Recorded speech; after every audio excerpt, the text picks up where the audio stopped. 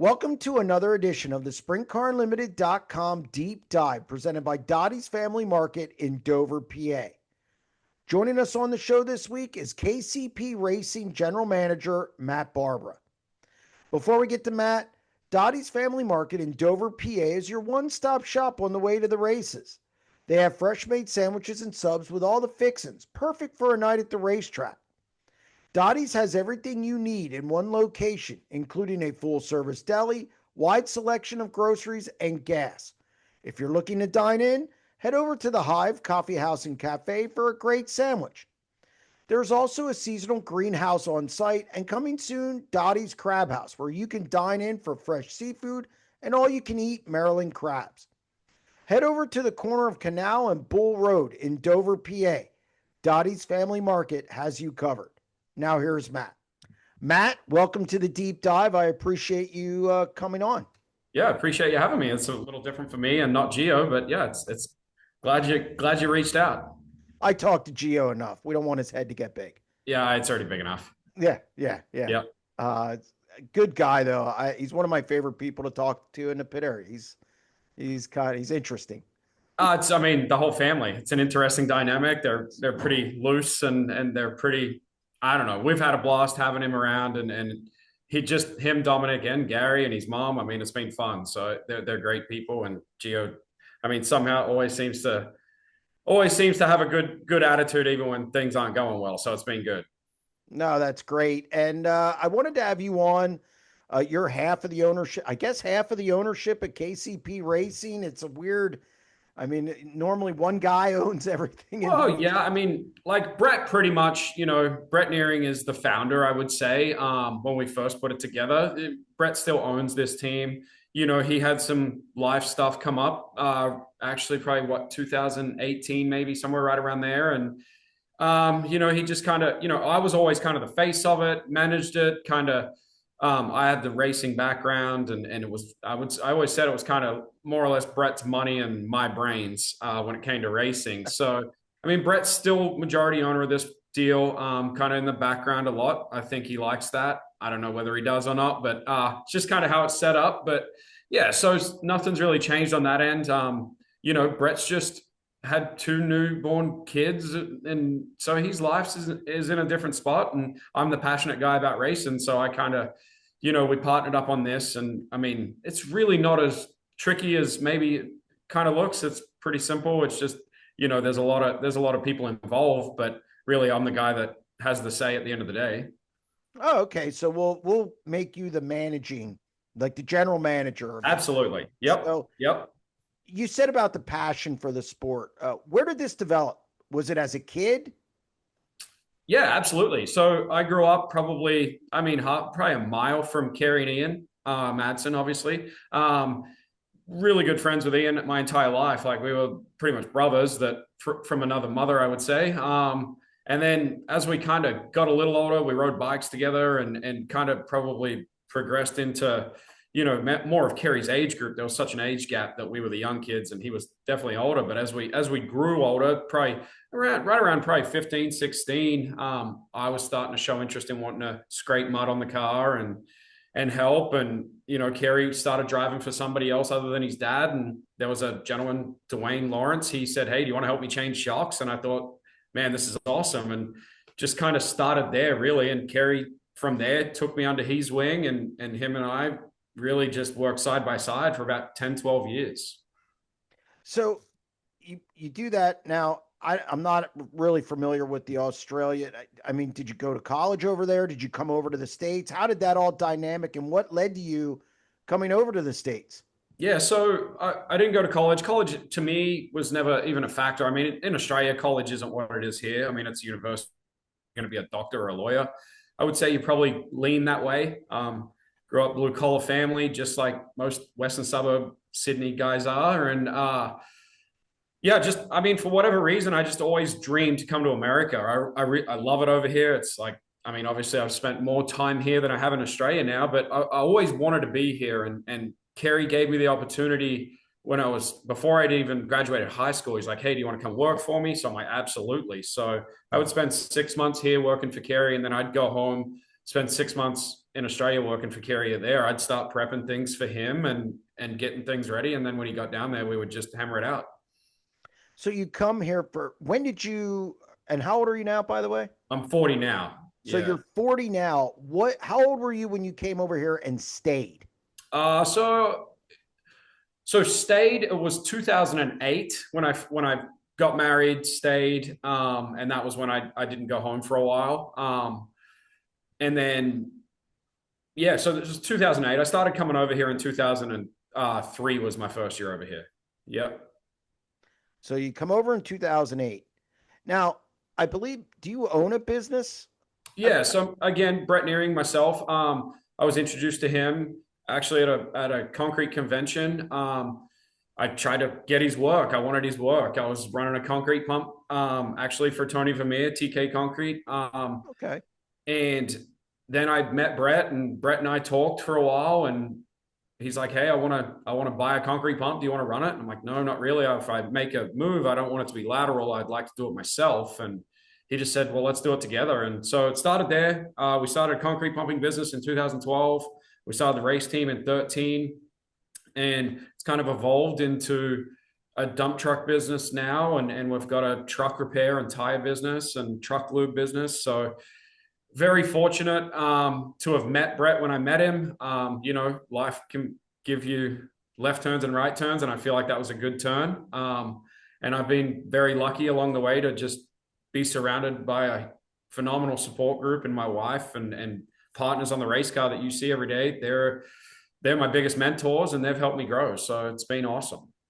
So, it can be difficult having a partner, but it seems like you and Brett, something just meshed there. What is it about your relationship? Because you're involved in a lot of things with him. Yep. And you really have to like each other when you're Yeah. involved in that many things. Yep. What is it that makes your personalities mesh? What is it that kind of makes that relationship work? Yeah, I think it's opposites attract, I would say. I would say he's probably the more bad cop. I'm probably more the good cop. He's a yeller and a screamer, and he's a doer. And that's probably what it is, to be honest. I mean, him and I have gotten along from day one. I mean, there was a lot of people in the early days when I started the business with him that couldn't be around Brett. He was 9,000 RPM every day. And I liked it. I was like, hey, just keep pushing me, keep pushing me. And so, yeah, we've got several different entities together, some property and stuff like that. And I mean, he's been a phenomenal business partner to me. He lets me do what I want when I want. And I think he trusts that everything's going well. He gives me good advice when I ask for it. If not, he goes and spends time with his family, and we'll talk next time. So it's been a really good. I mean, 2012 till good 14 seasons now. So of pumping concrete, and there's not without heartaches, not without struggles and stuff like that. But he's always been there. So. What made you guys start the race team in 2013? Because that's an expensive endeavor, and you guys didn't. I don't think you guys just kind of eased into it. You guys went full tilt as far as equipment, doing it the right way. What made you guys embark on owning a sprint car team? Well, obviously, I was a crew chief for 10 years and did the World of Outlaws with Sonny Kratzer and Carrie, and we raced so much that. When I left, I was like, okay, this is it. I'm going to cut ties from racing. I think this is the right time. I was working with Ian a lot at the TK days, and I'm like, all right, this fits. Like, I'm starting my concrete pumping business, so I get to focus on that. And then Brett brought it to me, and I'm like, well, if we can do it right, I'll think about it. And it's not a hit on Tony. Tony was growing a business when I was working for TK Concrete, and racing wasn't his number one priority, and it was tough to probably do it the way I had envisioned doing it. And yeah, Carrie was in the Caneric deal, and I was always impressed with how he built that and how he did it right with Swank, and like they were rolling. And so I sat down with Carrie. We were really good friends. And I just said, I want to do this. If I do it right, can I pick your brain on a budget and what you would do? And he really helped me. No doubt of this is what you would need. And we come up with a budget, and I went back to Brett, and I obviously inflated the budget knowing that you're never going to hit it year one. And he literally didn't even blink. He just said, okay, let's do it. And I'm like, oh my goodness. All right, this is real. So I called Ian and I'm like, hey, I think this is an opportunity, dude. Like, we're going to have all brand new motors, brand new stuff, brand new truck and trailer, brand new everything. I'm like, and he was hesitant at the time. He didn't really want to make the switch. And I'm like, I think you're going to miss an opportunity. This is yours. We'll build it around you, whatever you want. We'll build it identical to Carrie's if that's what you want. And the only thing we couldn't get at that time was Carrie's engine program, but we copied his cars, we copied his wings, we did everything. So, but we did it right to race maybe 30, 40 times in the Midwest, I would say, that year. Doug Rankin, we didn't even have a crew chief at the time. I built it all. I built the cars. Ian flew over the week before. It was still building cars. And it was just Ian and I down at the racetrack in Burlington for our very first race. And Brett came along, never been to a race in the pit area. And I think we changed maybe 8 torsion bars that night. Couldn't really get a handle on it. And then we ended up winning. We were quick time, won the heat, won the dash, and won the feature. And I'm like, oh my goodness, Brett, you're hooked. Like, this isn't easy. That was probably the dumbest thing that happened to us, really. But then Ian just went on, and we went out the next week at Knoxville. We were lightning fast. We ended up crashing, and then he just had such a good season, and followed by season after season, got more partners involved. They wanted to be around it. And so it never really was meant to be this World of Outlaws team and all this stuff, but how Brett does things and how I think I've evolved to do things. It's, if you're going to do it, let's do it and try to beat the best in the world. So I believe 2016, you had 11 wins. Yes. Yeah. Yes, we did. That was probably, I would say, a lot of them were 360, I think, wins that year. Ian was really fast in a 360 that year. We were fast all year, really. I think 2016 was that Leonard Lee maybe that year, I think, was working for us. I think so. They just gelled. They were two dudes that had fun together. And then, then it just, the next year, Leonard was on a boat out in California, and just like, man, we started struggling again. So I was like, man, what are we doing here? And just kind of that fell off. But yeah, 16 was an awesome year. We've had, I would consider most of our years have been awesome. As far as results goes, you always want more. You can never win enough, but we've got a pretty good team. You've won two Knoxville titles? Yeah, as a team we have. And then I won one with Carrie in the 55 car as a crew chief. So that was cool. Yep. What do those mean because when you're back in Australia, Knoxville's, let's face it, Knoxville, people, I don't think they appreciate how Knoxville's known worldwide, especially in Australia. A lot of guys come over from there to here to run Knoxville. That had to be pretty special for you just growing up around it. Yeah, I think the special part of it is, for me, probably, it's Knoxville. Knoxville's, Gio says it all the time. I hear him in every interview say that the place gives him goosebumps and makes his hair stand up on his arms.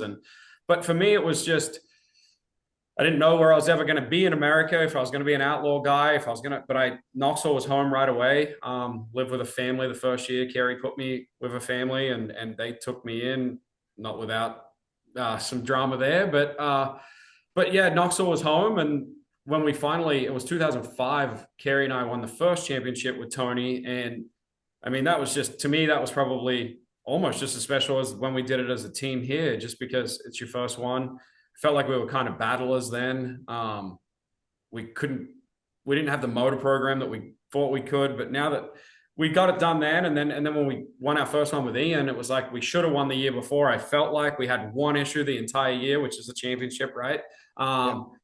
So it just, to me, it proved to the world essentially that Ian could do it more than anything, because I believed in Ian, and I still do. But I believe that Ian could have, won World of Outlaws championships, and it was just trying to get the world to see that as well. And he was really peaking at that point and couldn't seem like he could go wherever and race whoever and win. So for me, it was probably more of, Ian, you did it. Good job. We did it together. We were childhood friends. And so I think whether it was Knoxville, Parramatta, or Williams Grove Championship, it really wouldn't have mattered. It was, at that point, it was doing it together. In 2018, you guys decided to go to the World of Outlaws. Mm-hmm. What made you make that jump? Well, we won two Knoxville track championships. I don't really feel like I wanted to beat Terry McCall Brian Brown, I mean, that wasn't my goal. It's like, okay, we've done this. What's the next steps in my career or our team's career? And it's just like, man, Ian's ready. I think, we'd raced 80 times a year, possibly the year before, and we were racing everywhere to kind of build up to that. I was like, all right, let's do it. Ripper was our crew chief at the time, and he was ready. I think he was almost getting bored of not having the championship kind of hunt. So I think we were just ready as a team, and Ian was ready at that point, and it was like, all right, here we go. We're going to do it. People are like, well, the sponsors aren't going to like it. They're not going to get to go to Knoxville every week. And I'm like, that's not what our team is about. Our team's more about the camaraderie away from the racetrack more than it is seeing their car on the track at Knoxville every week. So nobody left. It's been good since.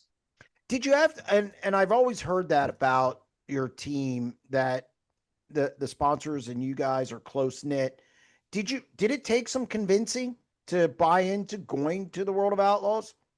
No convincing. I mean, at the end of the day, I mean, I probably am our team's biggest critic. I know we're not doing well. They know it. I know it.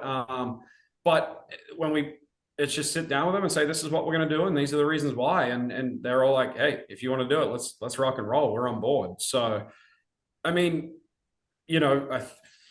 halfway through that year, I felt, you can always say it's our rookie year. It's our rookie year. We're learning. But you hear that from every person that goes out on the road. I think our engine program wasn't quite set up to go from Fremont, Ohio to Eldora. I think everything we did was based around Knoxville and big tracks, and that's not a hit on any of our engines or anything like that. We weren't prepared as a team to really go out there and give it everything we had. Well, and I wanted to hit on that next. You learned really quick that, and I've seen it with guys in Pennsylvania who go out on the road. It's a different ball game. No matter how much you win at home, no matter what you have in place, the money you have, you can have an endless supply. It's different out there. What did you learn really quick that, I mean, you hit on the motors briefly, or what did you learn quickly that, hey, this is a different ball game and we have some learning to do and we need to catch up? I would say the biggest thing I'm still learning is sharks don't stop swimming. David Gravel, I mean, Sheldon, Shots, all, back then it was, you had Sweet and you had everybody, and it was just like, they will literally kick your ass every single night and they have zero sympathy for you. They're relentless in their pursuits, and that's what drives me to want to keep doing it. And what drove me then to do it then, it was like, man, I really want to beat these guys. And I think we have the resources just like them. What are we lacking? You still sit here every day and try to think about it. There's probably only two teams that probably feel that they've got it figured out right now. But it's just that constant, the biggest learning, and it's still today, is just how to mentally be strong enough. I think that's the hardest part for me. I'm not even close, and because I get down on our team and myself, and it's just like, man, you just got to be so mentally tough.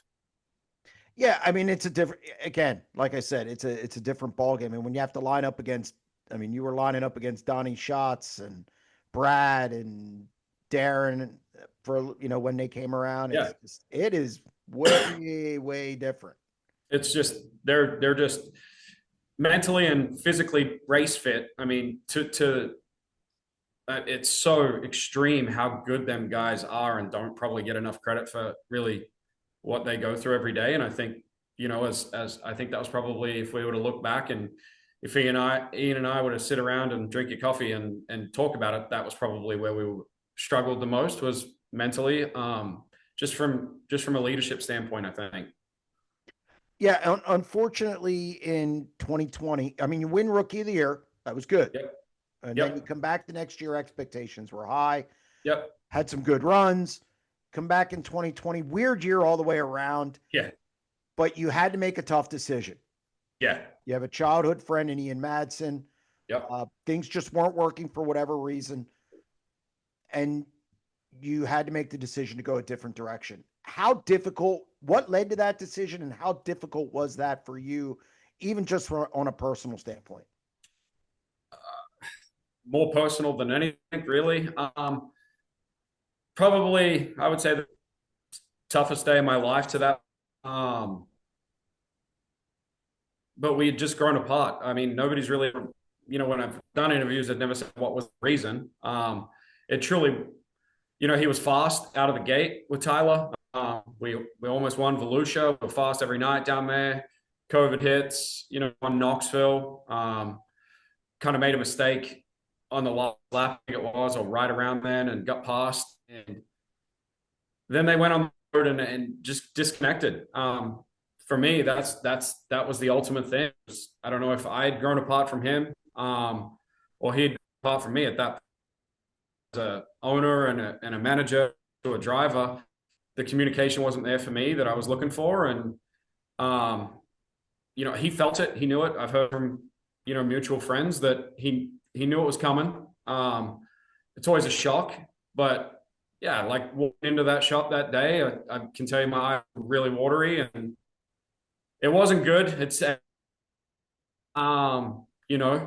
but it was probably the toughest day I've to that point.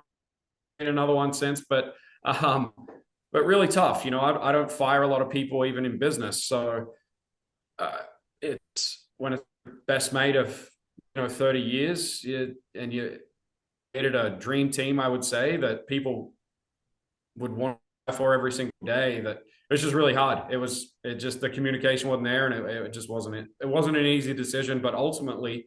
And the one thing I think, there's always speculation about, was it these sponsors that wanted this? Was it that? Ultimately, it came down to me, and I made the decision. And I just said, if I'm not going to talk to him and I'm not enjoying racing, why am I doing it? Have you guys, there's always, no matter best mates or not, there's always some hard feelings. Have you guys, is it past? Have you guys both gotten past that? To be honest, I mean, in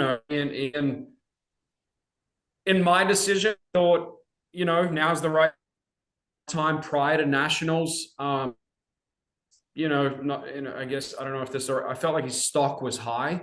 To say I ride, so I'm not that worried about it. And he did. He went straight, I think, to the 11 car that was fast as shit that year. Oh yeah, did a really nice job, but his headspace wasn't right. That's why I think they let him go. But no, there's been small talk. I visited him times. He's visited me once, I think. Yeah, no, it's lying if I said it's. I don't know that he'll ever. I don't know if the word forgive. I don't think he'll ever, that, again, it was the dream. It was our childhood friends and memories. And so, no, I don't really know. What made you guys decide to go with Gio? Well, we fired Ian, and Swank's like, hey, what are we going to do? And he's like, Gio. And I'm like, well, matter if it just sits here. And we weren't going to take like a week or two off and, probably leave the band on. And Gio and Gary walked in my shop, and like, it was almost like he was like, wow. And that impressed me because they've been in every race shop with Donnie shots, and they've got, operations of their own that are amazing. And for him to be impressed, I was just like, man, this guy's freaking awesome. At that point, he was 18 years old, and it just felt kind of like a long lost brother to me, and like a family member. So like instantly, and I'm like, well, we're gonna rip the Band-Aid off. We're gonna go to Loneville if you want to, and you can race and just do it. Whatever. People are gonna hate me no matter what. So let's go do it. Gio has a unique personality. It's kind of no nonsense. I hate to use the word charming because he'll see this and it'll lead to some other. He won't. Shit, he doesn't want to win. but I mean, like when he has an idea of what he wants. He knows what he wants. He said no to NASCAR. Not a lot of guys do that. He's a very organized slash definitive guy. Yep. Did that impress you a little bit? I also think he's more mature than his age. Oh, I mean, I can't tell you countless times that friends around here or myself, and we're always like, he's only 18. He's only 18, but he acts 35. He's only 18, but he acts 35. And I think that's kind of like, feel because he reminded me, I'm not going to say myself, I'm definitely not looks, but like his attention to detail, like you said, he liked nice race cars. He liked the little things. There's certain people catch that eye. They don't just build a car. And it was really to me that he wanted to help build our team back up for his liking. He wanted to be on the races with guys. And like you said, it's weird because I believe he's probably, believe it or not, like an introvert, really. Like he likes to be by himself and kind of sit in the corner, but yet you would never guess it. You put No. him in front of people or the fans after the of him, and he's very well spoken. He does such a good job in interviews. We don't utilize that. We're actually kind of starting to discuss like how do we push Gio Scelzi's. I don't think we enough to. I mean, social media wise and stuff like that. Not even for ourselves, but for him, I think he could be doing so much. And Yeah, he's a personality. The Outlaws have started, you can see it too. The Outlaws have started to utilize him more just in the last couple of years. yeah, and we talked to the Outlaws about that, because everybody it was before the split, if you call it a split, but it was before High Limit, and I just said, what if we just approach the Outlaws with a different perspective that maybe they don't get every day? I mean, nobody really likes, for some reason. I shouldn't say nobody. There's a lot of the Outlaw drivers, the Platinum guys, that don't like to work with the Outlaws as far as social media or showing up to their events or stuff like that. And Gio's just, hey, I'll do it. I want to be the guy. I want to be the face. So they've utilized that. I think our bright colors help. You see it a lot on Dirt Vision, and I mean, I think he does a good job. A phenomenal job, really. We just got to push it. So you kind of you kind of run this open schedule for a couple years. Mm-hmm. Was that just kind of to get used to the road? Whereas maybe mistakes in the past of just going, you guys said, hey, let's ease into this and see these tracks, get to Pennsylvania, get these to these different places, and maybe prepare to go outlaw racing. 100%. We weren't in a position. I mean, you can have all the money in the world, but if maybe I overthink this a little bit, but you got to be realistic. You're going to go race them guys.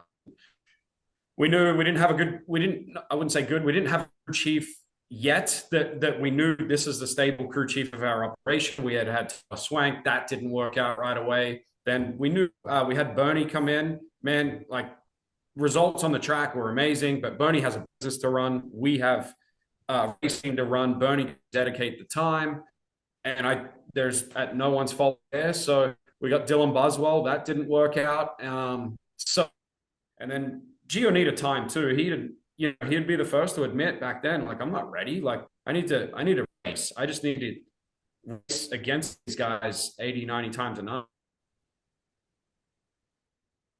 Then you make the decision in 2023. I guess you felt you had everything in place to go full-time outlaw racing. Yeah. I mean, it was kind of at that point for Gio, he had goal KCP Racing, or I think any race team, is to win the Knoxville Nationals. And I truly believe that there's a reason why guys don't win the Knoxville Nationals. You got to race with them guys every single night. So then when the Nationals come around, it genuinely is, as much as people like, it just becomes another race. So that was probably the biggest decision, was let's go get our ass kicked and ourselves for the future, and we're still getting our but it's hard, and that was ultimately the reason why, was if we're going to be the best, race them every single night. You win Rookie of the Year. Yep. One of the better Rookie of the Year performances in history until Buddy Kofoid came along. Right. Yep. But you also have a crew chief, a young one. You had a very young team. Was that by design, or what was it that you saw in Adam that, I mean, because again, there aren't many young crew chiefs like No. him. What made you decide to bring Adam in as the crew chief to work with Gio?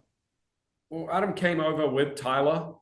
He had worked for Tyler for a long time throughout the NOS deal, and when Yep. Tyler was over there, and then they both came over here, and Adam was loyal through that. I kind of figured when we let Tyler go, he might go with him, and he's like, I think I've done my time around Tyler. I probably might stick this out and see what happens. And so then, like I said, Bernie, Dylan, just kind of sat in our conference room and said, "What are we going to do?" Gio and I and Adam. And Adam, I think you're the guy. Do you want the opportunity? And he's like, I've got it. I'm pretty much doing it now. And so we just said, let's go. We know we got learning to do. I think we're every day is learning, but he is a workaholic. So I don't, now I think we just need to have time and patience and let these guys truly grind it out and make some and figure it out. This year's been, I would say, last year, not bad. But this year's been a little taxing. It's kind of just some consistency. Is it? I hear tires a lot. I hear that everything's changing. I hear all kinds of stuff, as and not from you guys. I hear it across the board, Yeah. especially tires. For you, because I mean, you said about Brett, go, go, go, and it's a results based sport. Yeah. What have been some of the issues you guys have been dealing with this year, and how do you deal with that as a person running the team? It's the question of the year, right? I it's pressure. It's hard. I mean, I hear that a lot. It's, oh man, is there too much pressure on the deal? If there's not, I think we're not supposed to be doing it. Gio and I talk about that a lot, and he always tells me if I ever lose this desire to win, he won't drive for us anymore. He's like, your expectation from me is that I should win every single night. And if I don't, we need to figure out why. But he's like, I fully expect you to be pissed off if we don't. So I like that about it. I don't think there's any softening, any kind of, I got to beat around the, but I think mainly our struggles here in particular. I mean, I think it started probably after not here, to be honest, the Nationals, I think we expected from my end. I don't know, you ran second to Kyle Lawson at the Nationals. You think you're on top of the world, really. And I think I'm not going to say complacent. Something clicked like that didn't work. I can't really put, it's not a wrong torsion bar, or it's not a wrong shock, or it's not a wrong end or anything like that. We just didn't what's on the board. And it was frustrating. Then, two of our tenured crew guys and Bob and Arad. So we had to rebuild again in the off season. That's always an unknown. Gio went to Australia, and I would say that was a complete shit show for his mental game there. Go to Volusia, terrible. So yeah, I think the things we've been working on is probably already kind of hit on a little bit, but it's getting back to the belief system and getting back to mentally. I think I probably got to feeling sorry for myself this year, and man, when's it going to turn around? Are we? I don't think it's anything in particular. I think racing's hard. Like I said, there's probably David Gravel is really on who I every night, or we race every night, is really the only guy that's probably laughing at everybody. And I would say Buddy Kofoid. And on the other side, you've got Reitzel. So I think mentally, I think that's probably been where we've been a little defeated. We've had some really good conversations the past month where it was yelling and screaming and blaming and what can we do differently. And I'd shocked if Gio doesn't get back to where he was pre-nationals last year.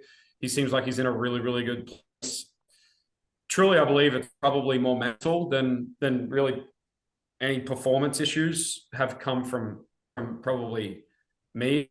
And then, it funnels downhill. Obviously, you mentioned a split earlier. I hesitate when I say split because one guy left, maybe Yep. two. Uh, where do you fall on this high limit Outlaws thing? And was there ever a thought of possibly going over to high limit or something you would consider down the road?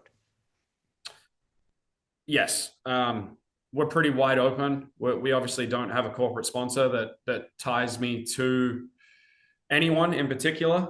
The Outlaws have done nothing but great things for our team from day one. I think just as we kind of progress forward, when Brad and I spoke about it when he was doing it, it was we need to believe in the vision, and I think their vision is great now. But from a team's perspective, I didn't know what it was. They couldn't really tell me what it was, and I think he'd say that. I read their social medias and their press releases, and I still don't get the charter system. I fully don't understand it. I've asked Gio, I've asked Adam, like, do they understand it? And they've both kind of said no. It's a lot of money. I don't know if it makes sense for us. I don't know because I don't.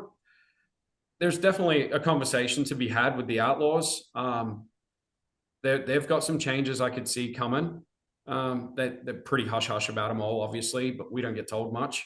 And there's conversations to be had with Brad. I mean, they've got a great series now, and this deal costs so much money to run every year. So at the end of the day, sometimes you got to do what's best financially. So I want to ask you about the Knoxville Nationals again because we had some hiccups here. That race really means a lot to everybody, but it seems like it's a little more special to you guys.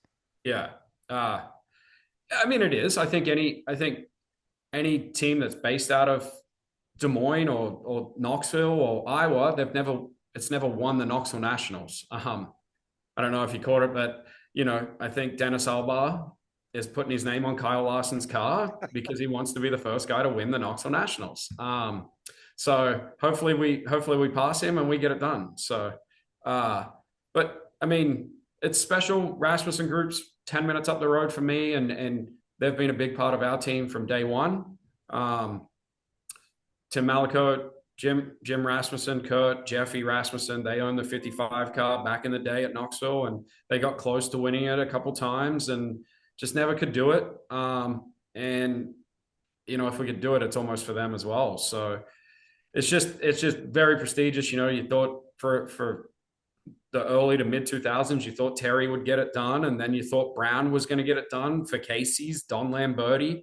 You think of them names, and they just didn't get it done. And so I think that's why it is special to probably so many people that, when Jason Johnson won it, it was, a dream come true for him. I mean, so I think it's just so hard to do that. And for us, it's just, when we do it, we'll be, hopefully the first Iowa team to do it. So, do you ever have as an owner discussions with, tires? I hear it constantly. I hear it in PA. I hear it in Ohio when I go out there. It doesn't matter. Do you ever get calls about industry stuff like that? So Never. nobody, it's really not something like, hey, do we have a problem? Because No. I've always said there needs to be more communication in this sport. And obviously I'm the only one thinking that or what, but has anybody reached out to you, and do you wish that this sport would be more transparent or work on making things better, like tires, the racing, and all those things? 100%. I think there's always obviously that fine line. I think the Outlaws have, I believe it was Todd Queering. We have an owners meeting at Nationals, and he was probably the best well-spoken person in the meeting. And, I saw him send a text out in our group chat thing that said, you guys have to run the world of Outlaws. You have to do what's best for you guys. But at the same time, there is zero discussion. there's never really, hey, what would you like to see better or anything like that. Like I said, the owners meeting happens at Knoxville, and it's pretty shitty. Usually we get stuck on one stupid subject that really doesn't make sense, and you just kind of get stuck there. I've heard. But yeah, so like, I don't think, I would believe that why maybe they do lean on a Todd Queering. I think that's why Brad Sweet, did what he did. He was tired of the no change. And he had the resources and the people around him. And I think he's doing the right things. I don't know if they have a lot of conversations on tires and stuff like that. I don't know. I mean, I think the people that mainly complain about the tires are probably the guys that are looking for an excuse as to why they're not winning every night. I don't really ever hear David Gravel or any of them guys say, "Oh, my tires didn't do the job," publicly anyway. I don't hear Kyle Larson say it very often. I don't know if Kyle would know. Well, I mean, he still knows how to win with the same tires that we're bolting on. So, but yeah, I think our sport could definitely use some influence from the ownership. Brian Carter, the World of Outlaws is the World of Outlaws. They built it, and it's phenomenal, and they love their brand. But I would probably maybe call Todd Queering and go, "Hey man, what do you think?" He racetrack's a badass. His car's badass. I mean, his businesses have been amazing. He's sold them, and whatever he's in now, real estate and stuff. I mean, guys like him, I think we could definitely use in our sport. And I don't know that we fully utilize the ownership of some of these guys. Not myself, but man, there's some players in this world that could definitely help us get better.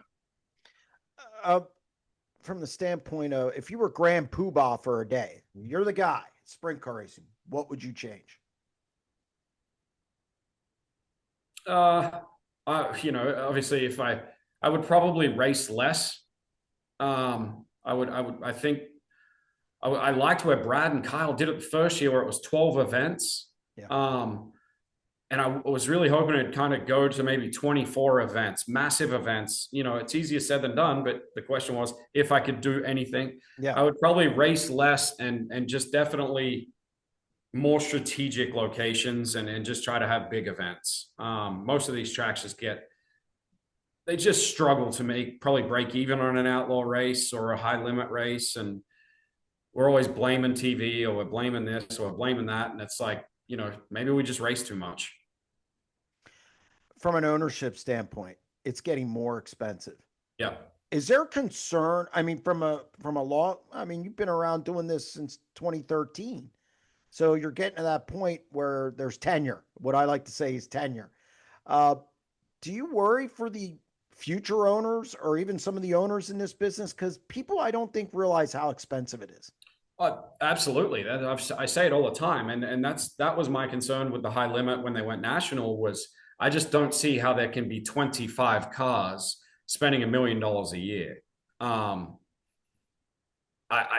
still don't understand how we're doing it. I don't know if everybody's just saying, "Hey, let's put it on the credit card and worry about it later." I don't know the answer.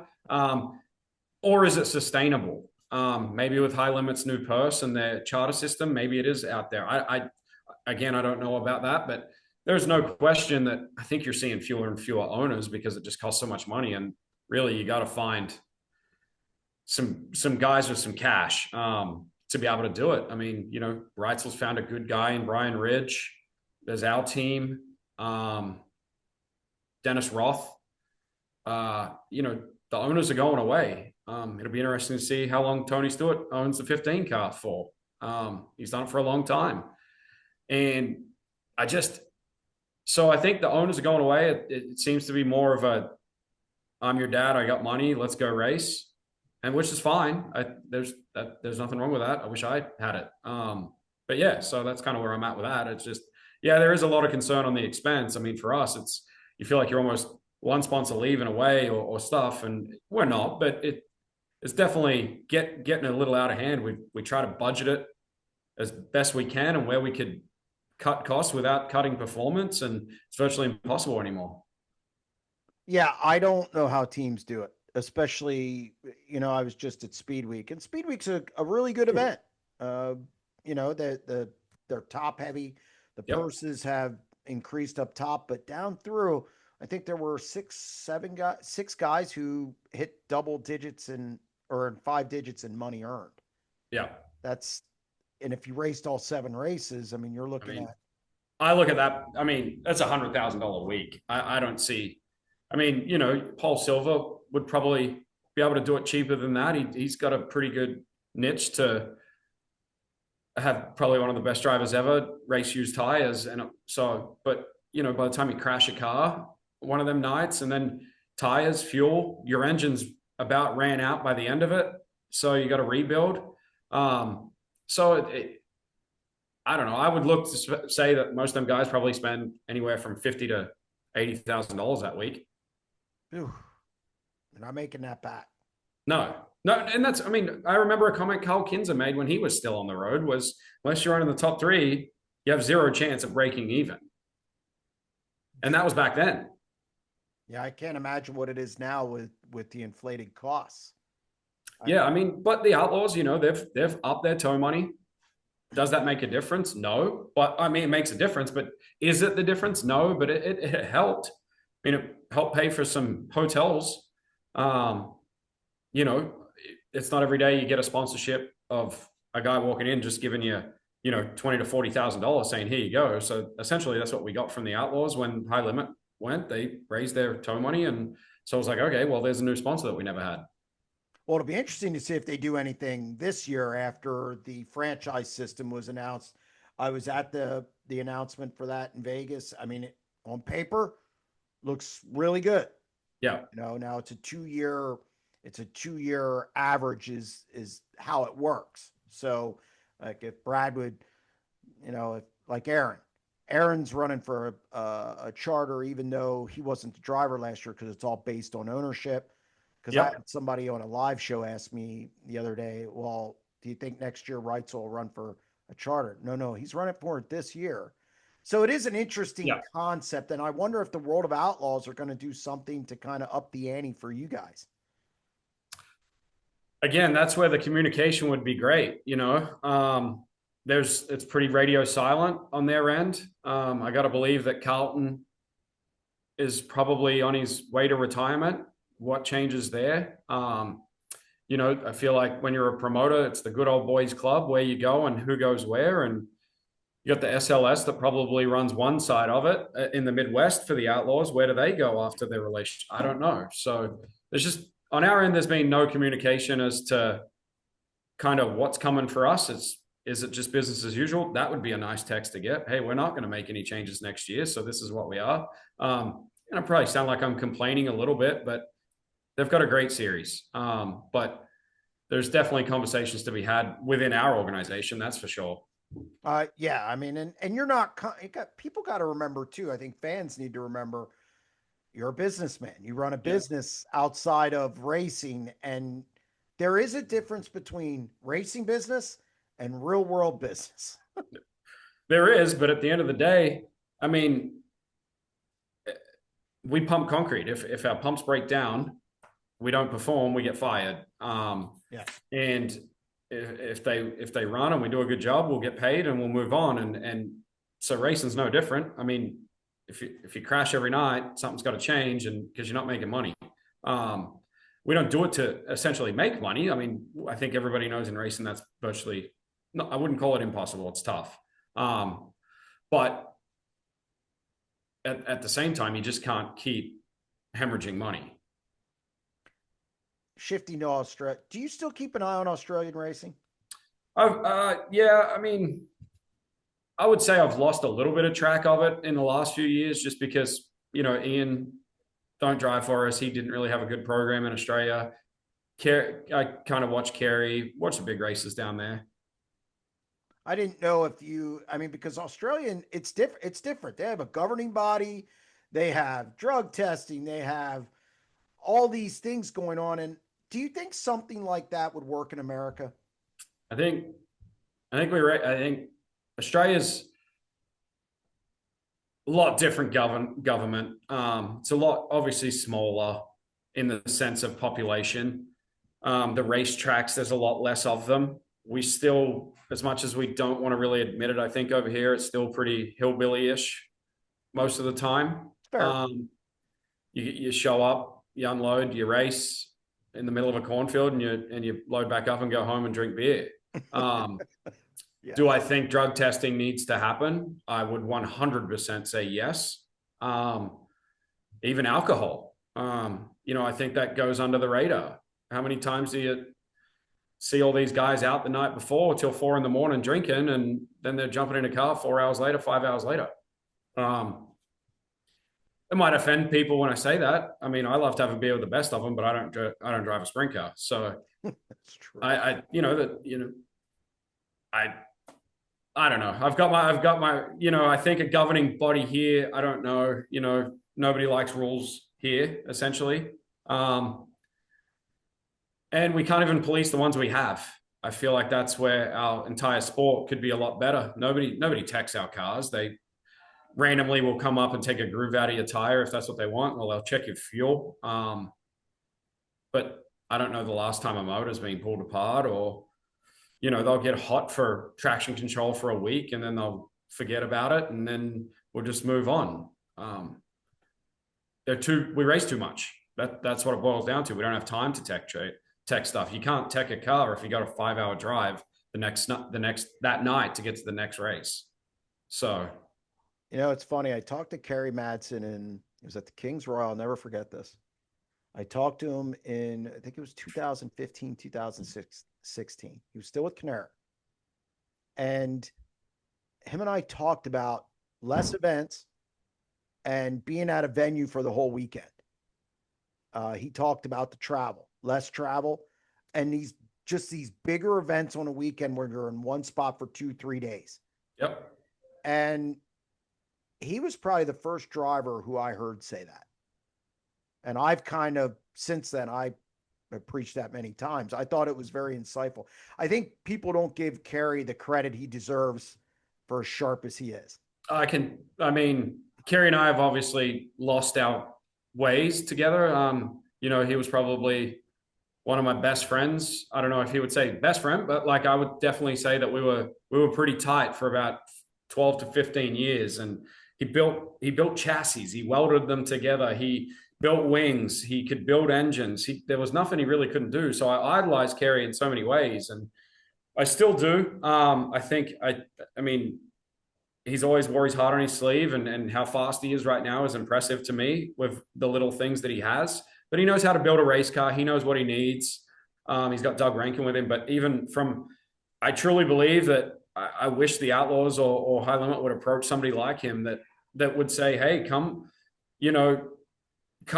be our series guy that techs cars and holds the rules. He's going to hold people accountable. Oh, yeah, Carrie will do that. Don't be afraid of disqualifying a guy for being a dickhead or cheating. You hear the term all the time. I don't necessarily think it happens a lot, but there's just sometimes you're like, man, that just doesn't sound right. The motor or there's something going on with that car. Like, why not just squash it? Have a tech system. People are always pushing boundaries. I think if you're a crew chief and you're not trying to get innovative, I think you're not doing your job. But there's no one there with the brains like a Carrie Madson that would be in front of the crew chiefs, or like, I feel like we're always behind. If the last 5 Knoxville Nationals, I don't think I've seen one car go into the barn and get pulled apart. No, that's true. We're in the barn now. It's nothing against the 57 car, but who's teched it? No, nobody.